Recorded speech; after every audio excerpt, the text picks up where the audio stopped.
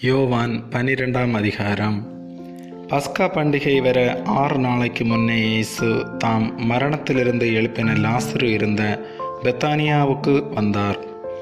அங்கே அவருக்கு ராவிருந்து பண்ணினார்கள். மார்த்தாள் பணிவிடை செய்தாள். லாசருவும் அவருடனே கூட பந்தி இருந்தவர்களில் ஒருவனாயிருந்தான். அப்பொழுது மரியாள் விலையேறப்பெற்ற களங்கமில்லாத நளதம் என்னும் தைலத்தில் ஒரு ராத்தல் கொண்டு வந்து அதை இயேசுவின் பாதங்களில் பூசி தன் தலைமயிரால் அவருடைய பாதங்களை துடைத்தாள். அந்த வீடு முழுவதும் தைலத்தின் பரிமளத்தினால் நிறைந்தது. அப்பொழுது அவருடைய சீசரில் ஒருவனும் அவரை காட்டிக் கொடுக்க போகிறவனுமாகிய சீமோனுடைய குமாரனான யூதாஸ்காரியேத்து இந்த தைலத்தை 300 பணத்துக்கு விற்று தரித்திரருக்கு கொடாமல் போனதென்ன என்றான்.